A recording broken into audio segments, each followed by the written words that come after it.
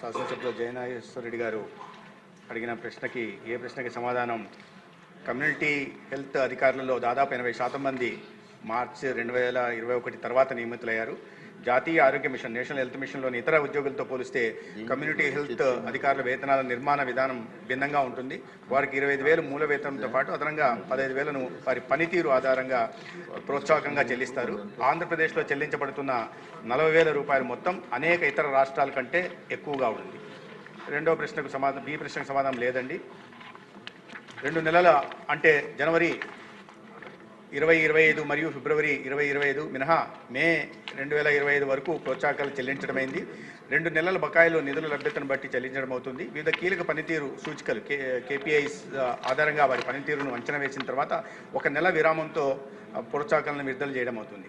ఒప్పంద ప్రాతిపదిక నియామకం పొందిన ఏ జాతీయ ఆరోగ్య మిషన్ NHM ఉద్యోగికి ఇంటి అద్దె భత్యం HRA చెల్లింపు నిబంధన లేదు. కొత్తగా నిర్మించిన గ్రామ ఆరోగ్య క్లినిక్లలో కమ్యూనిటీ హెల్త్ అధికారుల బస కోసం సదుపాయం కల్పించడమైంది.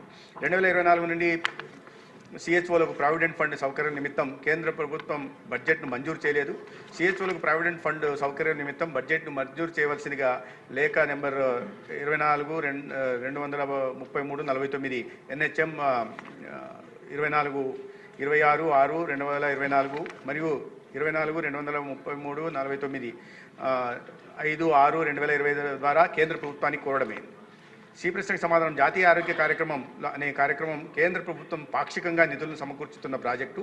వివిధ ప్రాజెక్టులలో ఒప్పంద ప్రాతిపదికన తీసుకున్న ఉద్యోగులను క్రమబద్ధీకరించడానికి ఎటువంటి నిబంధన లేదు. అయితే కమ్యూనిటీ హెల్త్ ఆఫీసర్ల కేడర్లో అందించిన సేవలకు జీవో 108/2024 ప్రకారం స్టాఫ్ నర్సుల నియామకం సమయంలో వెయిటేజ్ ఇవ్వడం జరుగుతుంది. A, B మరియు Cలలో కారణాలు ఇవ్వడమైంది. డి ప్రశ్నకు సమాధానం. గౌరవ సభ్యులు